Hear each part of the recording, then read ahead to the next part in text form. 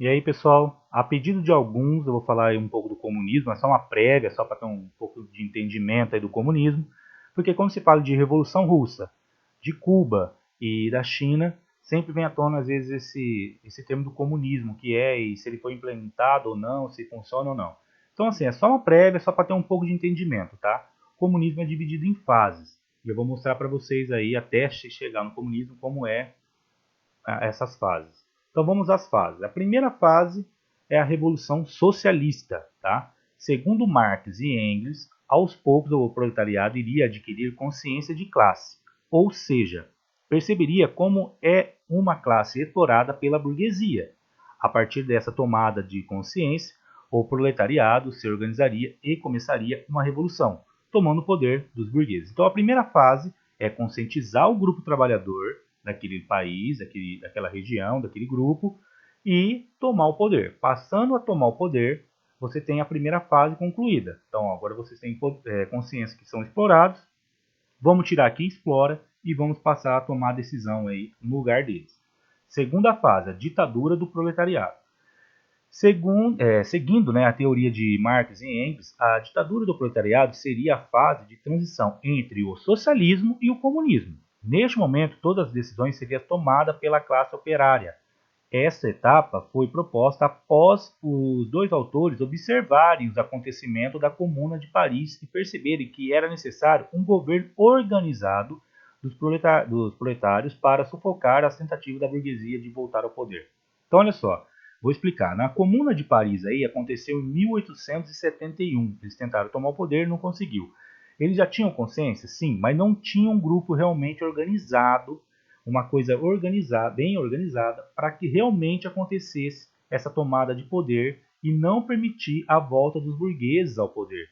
Então eles perceberam o que aconteceu lá e falaram, não, a coisa tem que ser diferente, tem que existir essa ditadura para que não aconteça essa retomada dos burgueses no poder, tá? Então, quando se fala de ditadura, é uma coisa meio forte. Então, aí no final tá explicando para nós aqui, ó.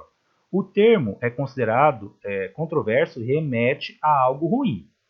Na concepção de Karl Marx, entretanto, a ditadura do proletariado dizia respeito a um Estado democrático radical, ou seja, conquistado via revolução, na qual o voto seria direto e igual para todos.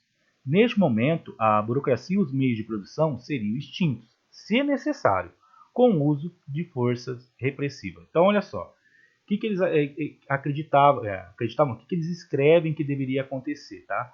A ditadura, quando se fala na ditadura do proletariado, significa que o governo tem que agir como um ditador inicialmente para não permitir a volta dessa burguesia no poder, tá? Então pode usar força repreensiva para que isso não aconteça. Então eles tomam o poder, vão começar a governar e lógico que os burgueses vão tentar tomar o poder. Então você tem que repreender essas forças da burguesia de todos os meios, de todos os modos e meios, para que ela não volte ao poder.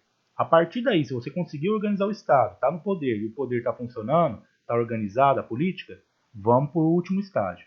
O comunismo seria a terceira e última fase, o ápice da revolução do proletariado. O comunismo seria substituído definitivo do capitalismo. Significa que ele já estava tão bem estruturado que o capitalismo já não teria muita chance de voltar, ou nenhuma chance de voltar àquele país ou àquela região.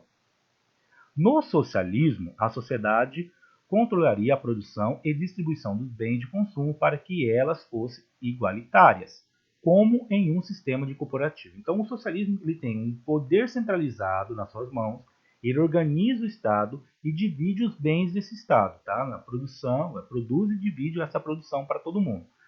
Agora, no comunismo, não haveria classes sociais nem estados, por causa dessa definição, que em geral é esquecida quando muitas pessoas usam o termo comunista, podendo ter certeza que nunca houve um país de fato comunista. Então, as pessoas falam muito do comunismo, mas de fato a gente não teve um comunismo aplicado em nenhuma sociedade, tá?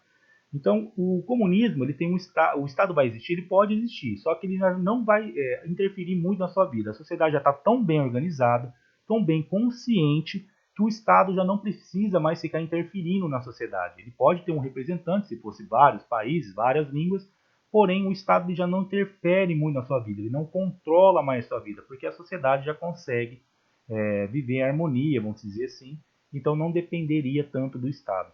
É só para ter uma noção básica aí do que seria mais ou menos o comunismo, tá? São fases e a gente não chegou nessa fase do comunismo ainda. Beleza? Valeu!